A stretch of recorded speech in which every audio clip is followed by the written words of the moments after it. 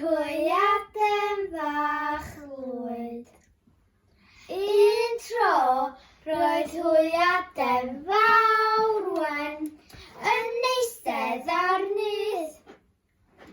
Yn y nyth roedd wyau gwyn heb law am un. Yn y fuan, grac! Allan o'r wyau daeth 5 Hwyaden felyn hyfryd. Ond roedd un wy bach ar ôl. O'r diwedd, daeth yr Hwyaden olaf allan o'r wy. Oedd y Hwyaden yma'n wahanol. Pam rwyt ti'n wahanol? Does neb yn fy ngharu oherwydd rwy'n wahanol.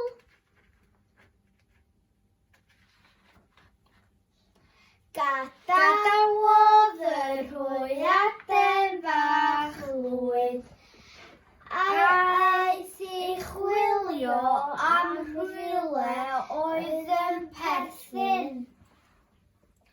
Gwelodd adar eraill, ond oedden nhw ddim eisiau bod yn ffrindiau gyda'r Hwyaden fach Lwyd. Rwyt ti'n rhyfedd, rwyt ti'n hyll. Cerddodd yr Hwyaden fach Lwyd I ffwrdd yn crist iawn.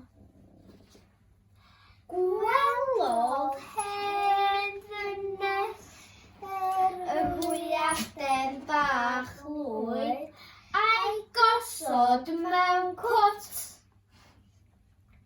Dywedodd y iar yr hen ddynes wrth yr Hwyaden fach Lwyd ei fod hi am ein fwyta.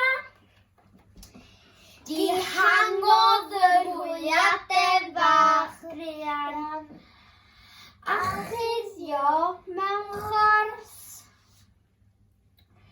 Gwelodd adar prydfer yn hedfan yn yr awyr a dymunodd ei fod fel nhw. Daeth yr gaeaf ac roedd yr Hwyaden fach Lwyd yn wyr. Gwelodd ffarmwr ei chadw tan y Gwanwyn.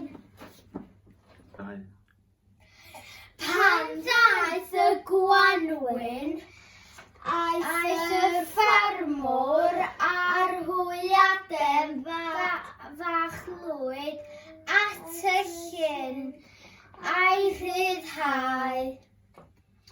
Digwyddodd rhywbeth arbennig. Roedd yr Hwyaden bach Lwyd wedi tyfu I fod yn alarhardd. Yn yr diwedd,